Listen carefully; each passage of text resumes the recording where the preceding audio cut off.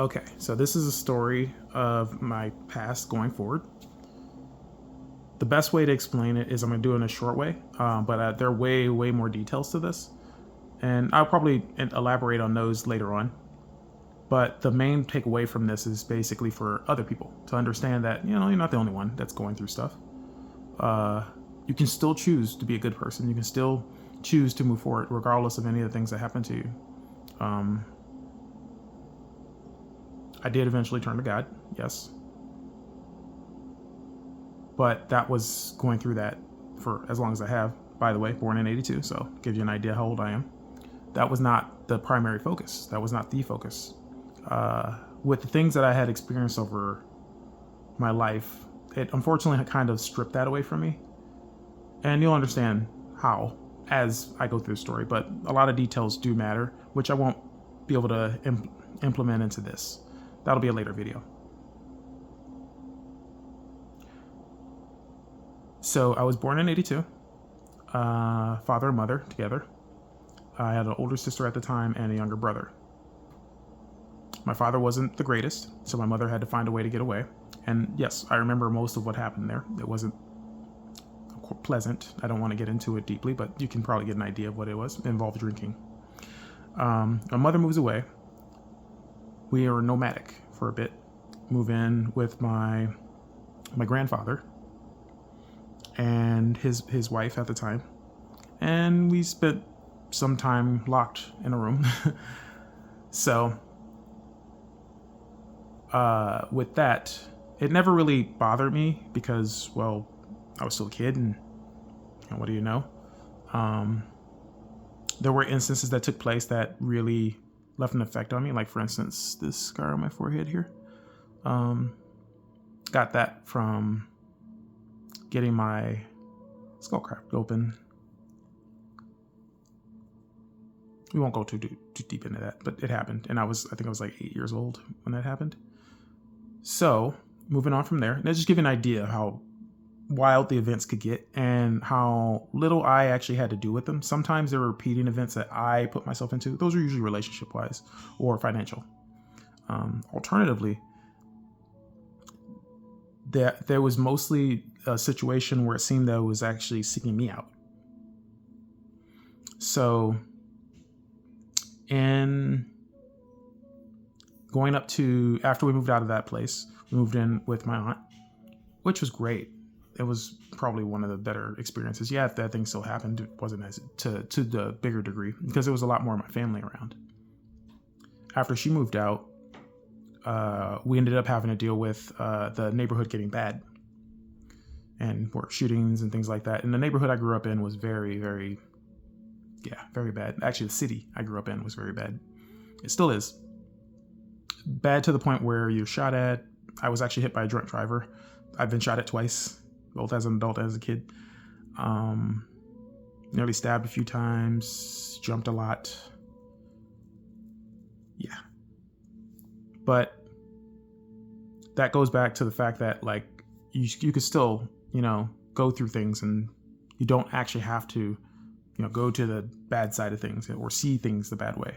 Back in my perception, by the way, what I was explaining before. The way that I saw things, the way that I see things is I don't see them in a straight line way of perceiving things. I see them more as a giant chart, and you got all these options on here, and I can just jump to any one of them I want to anytime I want. So I don't have to go the straight way through all those problems to deal with anything. And I learned this long when I was a child. And I think it was that way of perceiving and understanding things that kind of irked a lot of people, because I kind of saw the truth in things faster than most other people did. Didn't bother me any. Still doesn't. It did for a bit. Because it was a unique quality of myself, especially with the compassion too, because I really care about people, and I always have. I had to hold it back. I had to dim it down throughout these years. So that's an important factor about that, about all this entire story. And you can see the points where it happened more and more as I tell it. So going on from there,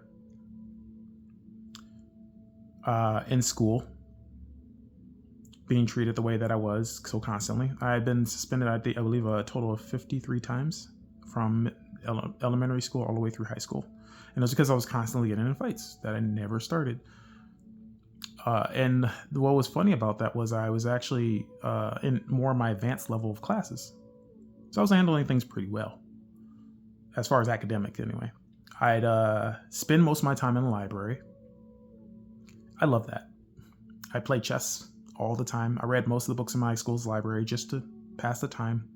And then when I got bored, I read most of them again. And then the school ended up remodeling the library. And because I spent so much time in there, I got to do that, help them do that, and then read the books. And then again, the school went from, it was elementary from first grade all the way to sixth grade. And then I graduated and went to a high school. Middle school. The middle school then, at the time I started there, was adding high school as an addition. So I stayed there all the way through high school. As I was going through in high school, of course, there are characters that just didn't like me. So I'd be bullied all the time. And no one would really ever talk to me. So I just kept to myself. And I got to the point where I just barely went to school because it got boring. Reference the fact that I went back, that I like to learn things, and I was in my school's library all the time. I would read ahead on assignments. I would try to understand things as much as I could. And that was my purpose of reading, was because I couldn't be around other people long enough to actually create a bond, be a friend, things like that. So books became that for me. And it gave me a greater, broader understanding of things around me than people ever could. I still wanted to learn from people. I still wanted friends. And yeah, I did have a few people around me that did greatly contribute to the person that I am today. There was one guy that I met when I was in a computer camp. And it was a certification course when I was 16 that my mother decided to throw me in because she knew how much I love technology. And I met him and we hit it off, and he taught me a lot about spirituality at that point. Not from the God perspective yet. It was from the perspective of like psychics and perception and ghosts and things like that. And that actually sparked my curiosity because at the time, the house I lived in was haunted. Long story. But that lit a flame that just had me continue down the road. And it had always stuck with me because he found that I was a little more adept at it than he was. So he would push me to use these abilities. And what was big and significant about this was the worlds apart that we were. He was more upper middle class, and I was lower class. Like, I was poor. We didn't have money. That's why I moved around so much, and we barely had anything. Housing situation at the time was okay, but we barely had food, heat, clothes. Yeah. And it was constant. That was the life I lived. But I still made the most of everything I could and still went forward with my chin held high. Not because I was forced to, just simply because the way I saw the world. Going on from there, when I was 17, going back to high school, I began to get to the point where things were becoming difficult for me. And I wanted to find out more about what I was capable of and if there was more that I could learn. So I had gone to my teacher. Well, not my teacher. It was my counselor that had seen the entire time I was in middle school up until high school.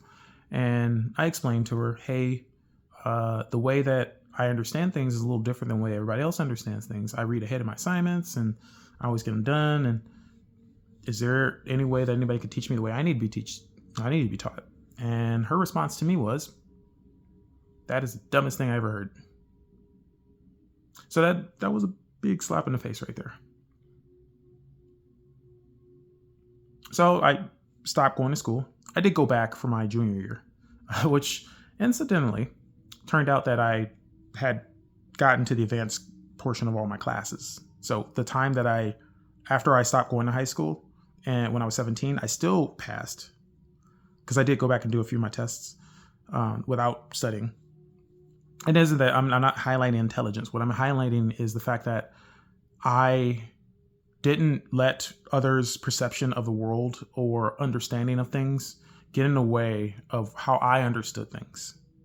The way I was going to continue to understand things was the way I was going to, because I saw worth in it and I saw the value in how it helped not only me, but others, also the people around me.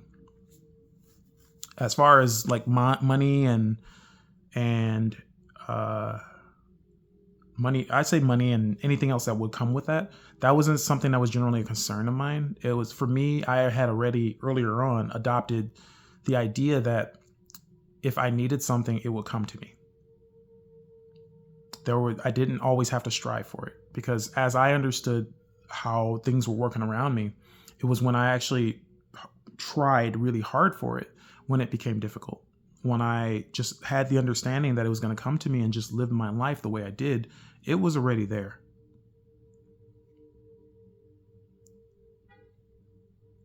Definitely a point where I look back now that I am with God, where something to that.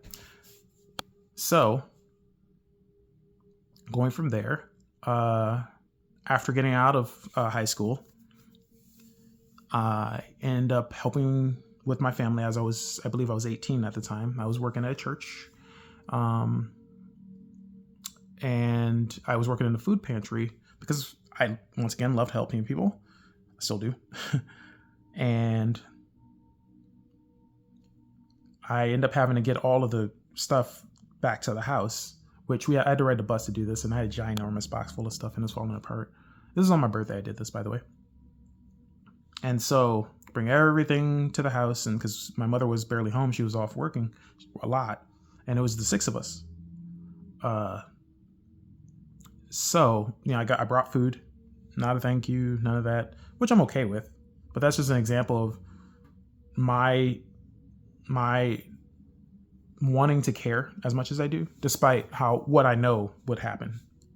I didn't care. I honestly didn't care about what their reaction would be. I just did it because I didn't want them to have to suffer. Like, we did that when we were kids. We're not doing that again. Moving forward, we moved into a new place with my mother's boyfriend. Oh no, before we moved, my mother approaches me and gives me an ultimatum. You could either go to Job Corps or you could move out. And my older sister was moving in at the time. So kind of got me off guard. She only moved out by choice. She was never given the ultimatum to move out. And so that really hurt me. So I didn't have a choice. I had to go to Job Corps. Go to Job Corps. I was up there for about a year and a half. There were instances where I did, once again, get into fights unprompted. But given that a lot of people saw my nature, I had great defense on my side at that. So it was half and half.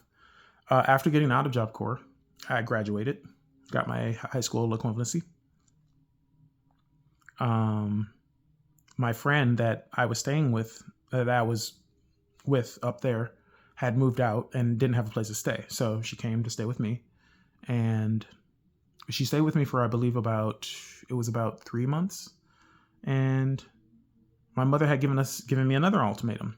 She can stay, but after the end of the period that she needs to find a place, that you guys need to find a place, you have to get out one way or another. So, okay.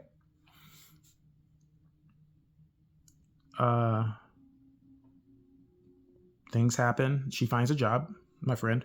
I was unable to, because around this time, jobs weren't the easiest to find. And I wasn't particularly skilled in any general thing. Fast food was not an option for me because I understood what went into it for a person like me. And I understood that, emotionally it would be difficult for me to handle because I'm more of a compassionate type of person. And then receiving the insults that you normally see regularly, yeah, that would get you. I could do it with a retail. That's a different story because problem solving. So after she left without telling me anything, really, she just kind of lied to me and then moved out. My friend, I was basically SOL. It hurt a lot, but Didn't let it get to me. So I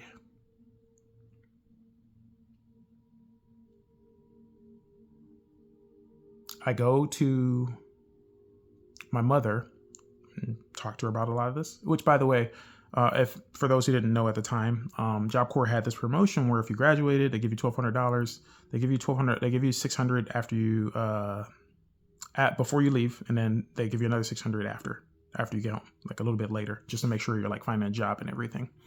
And so I took the first $600 and I used it for the stuff I need around the house and stuff like that. And then the second $600 I gave it to my mother. Well, that was gone. Let's put it that way. I talked to her about it and it was gone. And older sister comes to me and tells me, well, she deserved it more. She had to take care of you. She probably doesn't remember that. That hurt. It's a lot of hurtful things in there. But the point is like, yeah, this stuff did dig deep. And so I go to my stepfather. And I talked to him because I was supposed to be staying with him. And this is the money that I was supposed to be using to that. Turns out he didn't want me to stay with him. So I had no place to go. Once again, I was going to be out on the street. This was one of my lowest points.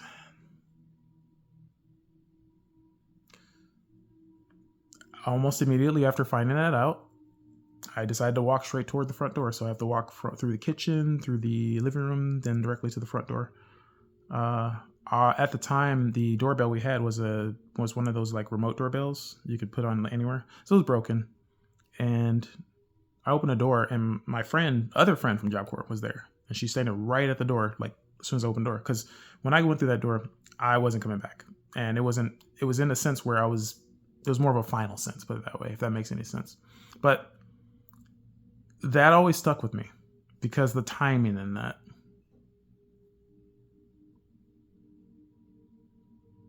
The exact moment I needed somebody to pull me out of the darkness.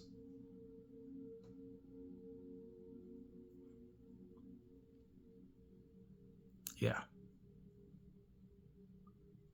So we became friends again because we had a falling out in Job Corps, so we haven't been friends. And this was when this happened. I believe it was almost a year after I had left Job Corps. And so she gave me a place to stay since my mother was kicking me out. And I stayed there and we ended up, dating for a while.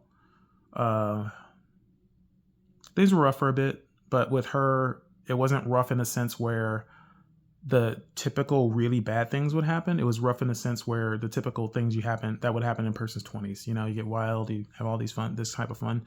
Yeah, I did still have a lot of issues with like when it came to monetary means and holding down a job. It wasn't necessarily that I wasn't good at a job.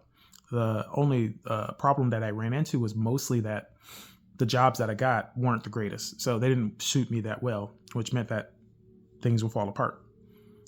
For instance, there was a job I worked for where it was a dollar store. And apparently they used to have a bunch of them all over the country or in certain parts of the country. But what they would do, it was sort of like a bankruptcy scheme. So, and I got fired because of that, or let go, because our location just happened to be caught up in that too.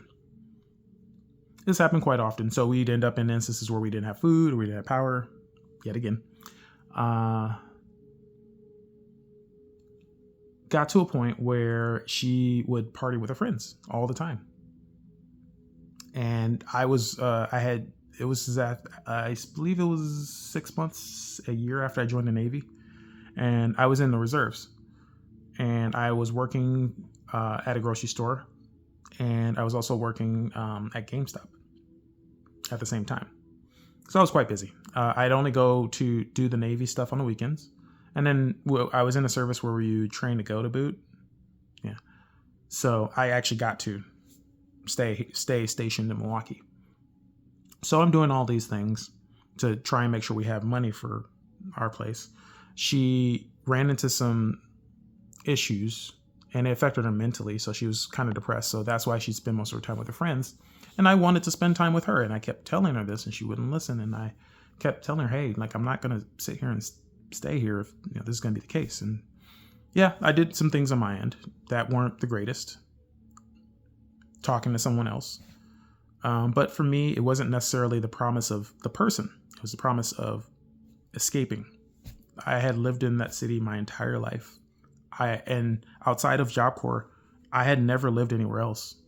And one of my goals, aspirations when I was younger was to always travel the world, to see things, to be out there, to know what's beyond what I've always known. And that was one thing that I don't think a lot of people that know me knew about me, which I greatly express quite often. So going on from there, the day came where after I had explained it to her, this is what I want to do. I'm going to leave. I'm done with this. I'm not going to sit here and be made to feel like this while I'm working my butt off and all these things. So I quit my job, all my jobs. And I left. I just dropped everything and left. My father even endorsed it, gave me a bunch of money, just said, go, this is what you want to do. Enjoy yourself. And my father and I were estranged still, but we were mending our relationship at the time. So I move away to a small town that I had never been to before.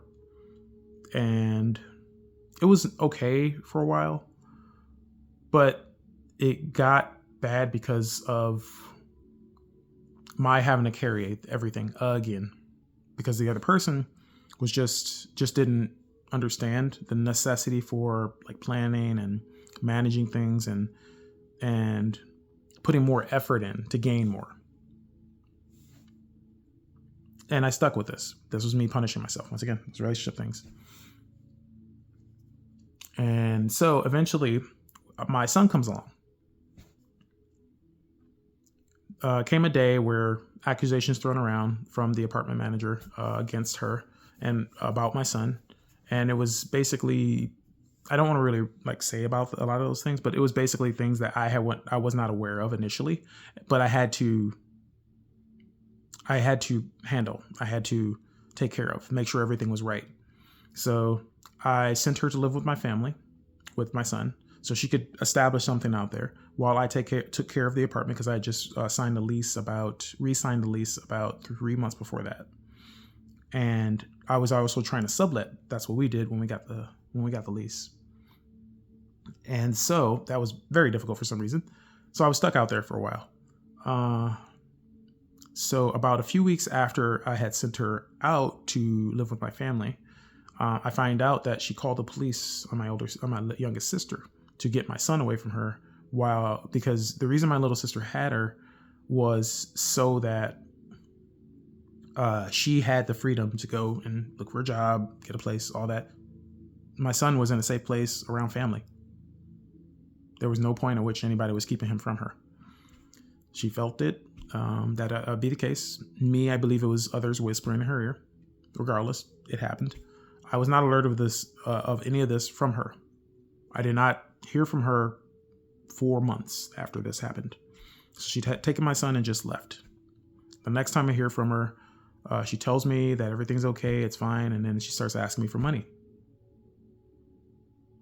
And then after that, I get called up for child support. We handle that situation, and then I don't hear from them for 7 years. During those 7 years, there were a lot more heartaches, which the only way I can blame myself for those details is just my preference for relationships.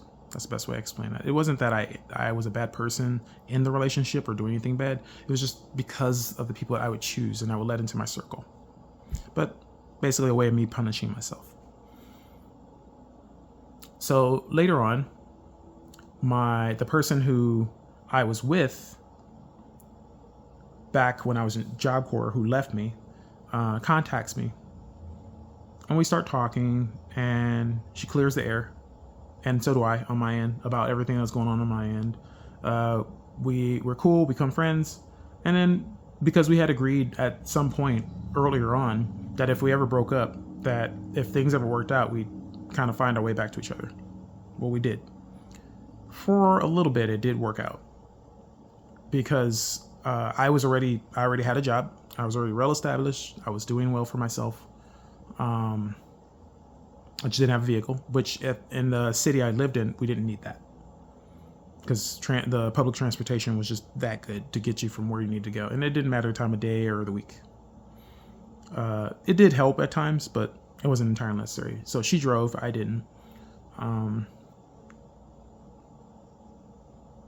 So it got to a point where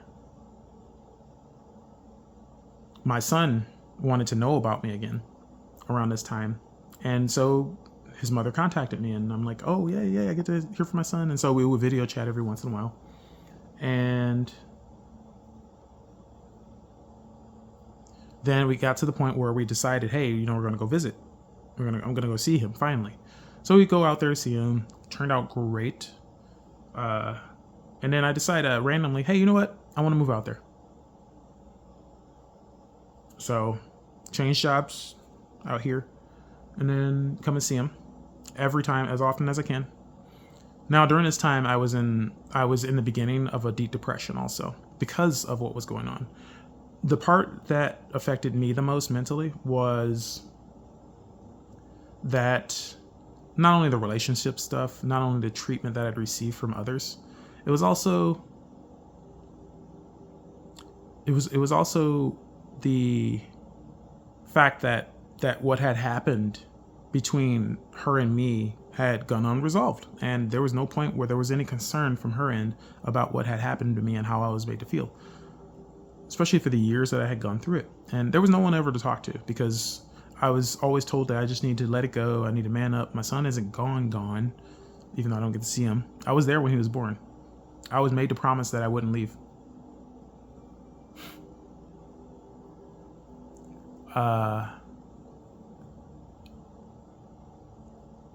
Yeah, that hurt.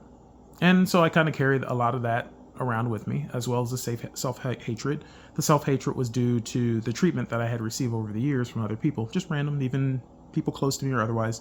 And it was based on my capability and understanding things and seeing things differently and how much I cared, my conviction, things like that. Because I was always taught growing up, even as a child, that all those things were wrong. But I didn't believe that. I mean, I still use these gifts. I just didn't use them openly. So it got to a point where I started heavily drinking. And that lasted for about 3 years. And while I didn't do anything incredibly stupid, I did do stupid things. So definitely not proud of it. So after I turned 39, I stopped drinking cold turkey because I saw what it was doing to me and how it was affecting me, and I wanted to be better. And so I started putting all of my time into a YouTube channel, which was very productive at the same time that I was working. It was fulfilling. Then I quit my job because of falling out, that misunderstanding that happened there, and the constant beratement that I would receive on a regular basis.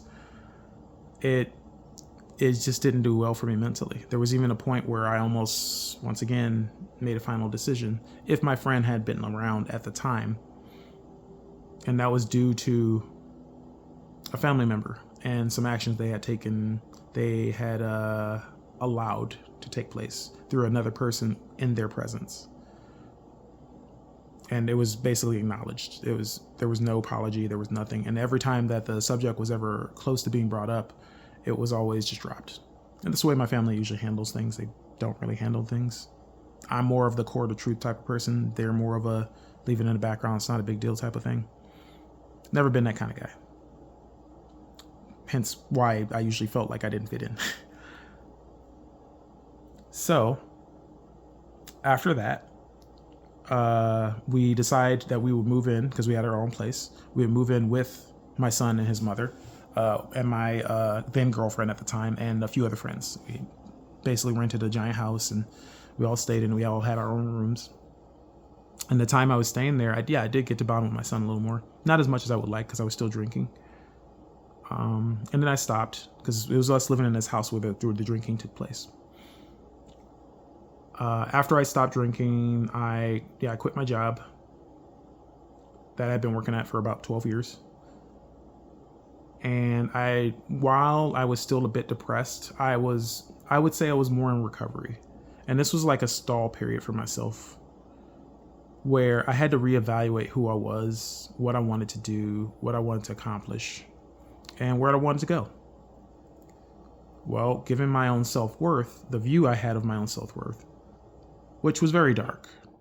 The best way I can explain it was like being at the bottom of an ocean.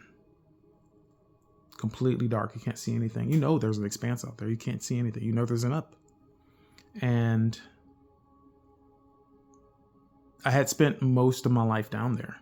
So the good things that people would tell me about like bettering yourself and that you should love yourself and that you shouldn't hurt yourself because other people love you, things like this, I didn't understand. And that was because the expressions that people would talk about was something that was not really ever truly genuinely provided to me. So I had no concept of these things. Imagine not having a concept of love, of just someone truly caring for you so much that nothing could do or say would take that from you, from them. Like you just knew it. They never had to say it. It's through their expressions. That was something that rarely ever happened, and if it did, for me. And this was something I genuinely requested in past relationships, which was something that they didn't understand. That's okay, we're all human. Going on from there, as I daily tried to explain this to my then girlfriend, it was never understood. It was never received. It was basically met with a cold indifference all the time. So, got to a point where I made the request, hey, do you still want to be with me? And she finally came out and said no. Okay. Understood. It did hurt. And I tried to understand because, get some closure on the situation. Never really got any. I'm okay with that. I understood my worth at the time. I knew I had done everything I could because I had spent a while talking to try and, carry the communication, which obviously she didn't want. She was going through her things too, but at the same time, why handle things the way you do, So with the evaluation, handling myself, I then meet a friend that we had that lived near us and helped her with her daughter. And that actually was my recuperation period because I love helping people. And she had some issues of her own and her husband worked all the time. So I just stuck around and helped out. And I was cool with her husband and And the people that I stayed with in the house knew her too. So they would all hang out. We would all hang out all the time. So as far as helping with the daughter, it wasn't just me. It wasn't always just me either. But the point was it was kind of a group family thing, which is cool. Because she did run into some hardships and I was glad to be there to help out. Then it got to a point where I basically just felt like I needed to handle things by myself, because there was tension rising in that household. Not necessarily specifically with me, but there was. So I moved out, got my own place, and basically started the range of actually bettering myself. And the way I did this was by, yes, isolating, but also looking into self-help and things like that. And while some of it did help, a lot of it didn't. And what I began to realize throughout the process was that if I wanted to truly get better, I have to actually look at them. I have to do it in a way that I understand. Because if I kept trying to adopt other people's ways of handling what's in here and what's in here, then it may be a slow incremental process if I get anywhere. So, moving on from there, I decided to try going inside, my head, my heart. And I did that without the ego, or without my ego, and without being the P word. We'll come back to that. Basically, I wasn't holding myself to any standards. any negative standards to keep myself out. Pride, that's the word. And the reason that they couldn't be there was because I found that every time that I try to go deeper, I would tell myself, no, that can't be the thing. No, you can't do that. It is always possible that these aspects can reside within us. And what I feel is that everything around us that we have, that's why I had to isolate. Everything we have around us is constantly telling us that those things, negative things, are true. So there's no reason to question. Not that necessarily they're true, but they're not really there. There we go. That's the best part. It's basically like hiding within you, you know? And so you're not, all these things that we have around us are teaching us not to see that. And since I was cut off from the group, from other people, I was naturally able to look for these things. And especially help when other people call it out at me, because I wanted to see, hey, is that really there? Yes, everybody has a lot of these negative things in them, whether you want to believe it or not. Until you actually do the deep work and actually go deeper and like clean house, you know, you never really know what's there. Because I was surprised by a lot of things that I had there, not just the surface level stuff for my conditions. It was a lot of deeply underlying things. Even now, I'm still working these things out. So from that point, I then began to realize that, you know, there's something to this. So I started going deeper and deeper. And that cloud of haziness that was there, that how deep I was underwater, I started going higher and higher, and I started seeing light. Finally, after years and years and years of being down there, I finally started seeing light. And I was dating someone at the time, right before I left the house. I moved into my own place. And the encouraging thing that she told me was, if you want to continue this, you need to love yourself. You need to care about yourself. You need to give that to yourself. And I was like, okay, well, I really do want a relationship. So if that's all I got to do to, you know, have somebody genuinely care about me, fine. And that's what made me go deeper, even deeper than that. And I started finding out like a lot of things about myself going through that. And it wasn't like forcibly loving myself through the process. No, I was finding that love. I was discovering it. It's always there. That's the best part about it. It was always there. Once I got through all those layers, and it took a while. It took a year. Yeah, of me doing this. A lot of meditation, a lot of focusing on like positive affirmations that I would develop for myself. Basically a way of changing my perception of the world around me. And not necessarily in a positive way, but in a way to where everything would always align the way I needed it to. Because I really started realizing that I was always so much in my head that it was difficult for me to always pay attention to the moment. And the reason that would be is because of my anxiety. And the reason that would be is because of the urgency of every situation that took place. It's always an urgent matter. Always, always, always, always. Go, go, go, go, go.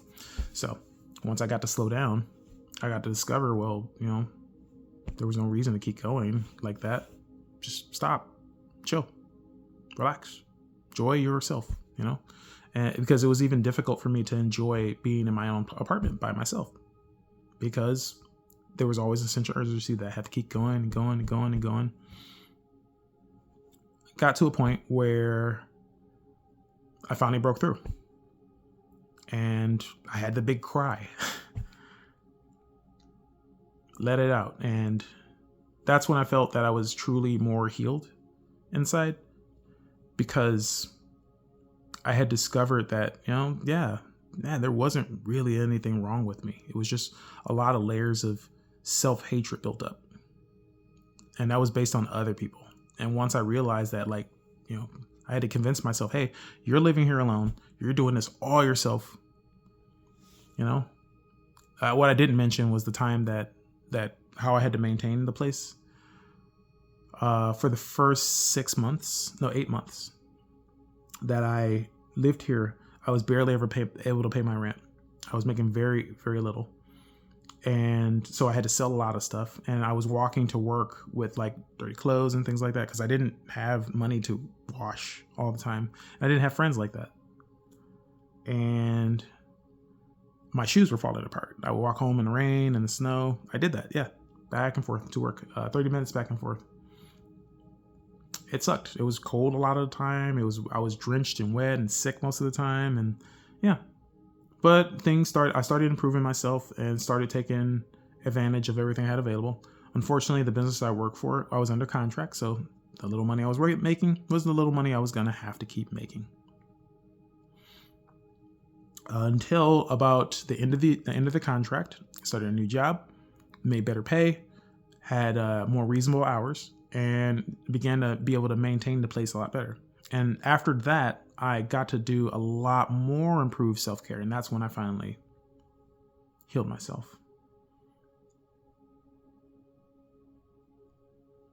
So my birthday rolls around. I have a night with a friend. After that night, things kind of got rocky. It was with my girlfriend at the time. Things got rocky. And so it made me really evaluate my place in what I'm doing. Because even though throughout this story, yeah, I've been doing good, there was still underlying problems, which I held to. And living in the place I am right now was one of them. And the bigger part about that was that I would always try to isolate. I would always try to do things by myself. And I would always try to have control of situations rather than just live in the moment and enjoy myself and, be. And those were major things that were holding me back. Yeah, there were more, but the point is that I was holding myself back and I could not see it. I thought I was just, good to go. I thought I could just handle things. Nope. There was still more that I need to work past. And that's when I kind of just started really tuning in and listening to a lot of the channels I watch, YouTube channels I watch. And it was sort of a hidden message there that I was seeing. And it basically telling me about myself and how I could be better and how, there's a better way to look. And this was more in a spirituality range. So I'm okay, I'm interested. Let's see what we got with this. So I start digging deeper. And long rabbit hole, but it got me to a point where it made me realize all those faults. They started kind of standing out more and more. So I started healing more. And as I started gradually healing more, I got to the realization one day that look where you are. Look what you have. Yeah, you're doing good, but do you want to keep doing like this? I'm still struggling. And I basically was either I try and do something to better myself, or I just stay stuck with what's going on right now. And yeah.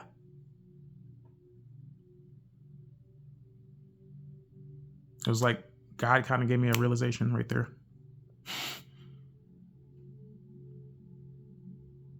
And as you know, with the story of my life, for me, it was kind of a no-brainer. Because I didn't want to keep handling my life the way I was. I wanted to be better. I knew I could be better. And being given that option it didn't feel like an ultimatum. It felt like being given that option was an out. And it was. My time out there, I got to discover things about myself, about how I overanalyze, about how I always have to have control, about all the extra many bits of hatred that I had for myself still left in there. A lot of soul searching, yes. Discovering those things. And it was a very eye-opening experience because it helped me realize not only so much more about myself, but also the world around me. Because I had isolated myself so often for so long that I forgot what the beauty of the world is like. And that was most of my experience, to be honest with you. It was me just sitting, staring. This is all beautiful. I love this. And that's my story. There are a lot more details to it. But at the end of the day,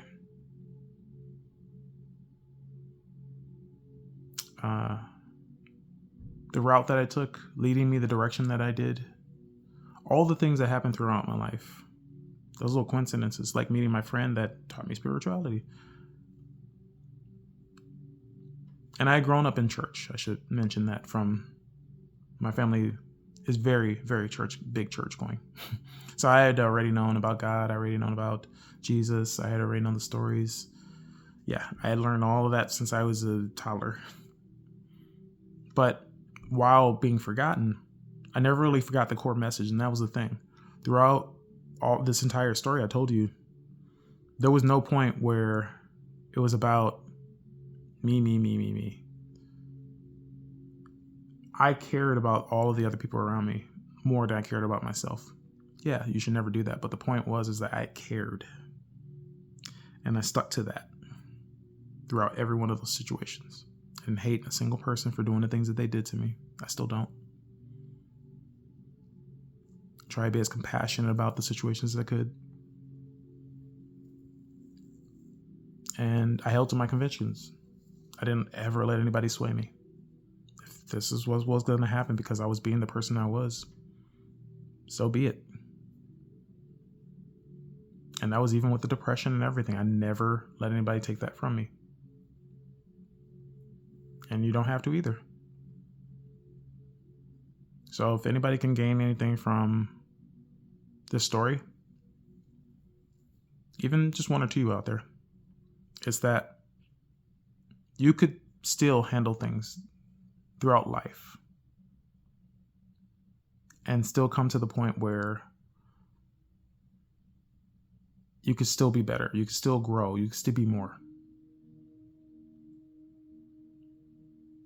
I chose to be the person I was throughout those experiences. And not once did I ever let anybody hold me down. Even though I was the one holding me down, I didn't let anybody else do that. And that's one thing I never really appreciated up until recently. Not truly, anyway. That kind of strength. And it wasn't that I was stronger than anybody else. It wasn't that I was better than anybody else. I did understand what my true worth was. Even if nobody else did. So, what I can say to you is give yourself a shot. Love yourself. Hell, if you need to, let God love you. You know, He's willing. There are other people out there that could help you too. If you have any questions about the story that I could elaborate on, feel free to ask. Like I said, there's a lot more to the story that I left out. But I don't see it as, the super depressive, negative Nancy story that most people take it as. I see it as a story that could show people that there is a path. Whether you see it or not, there is a path. It's right there. It's always been there. That path can't be traversed unless you actually take the first step. And then take the next step, and then take the next step, and then take the next step. Whatever that means for you, that you take that. You take away from it what you can or what you want. But at the end of the day, take the step. Keep taking the steps. All right, guys. Love you.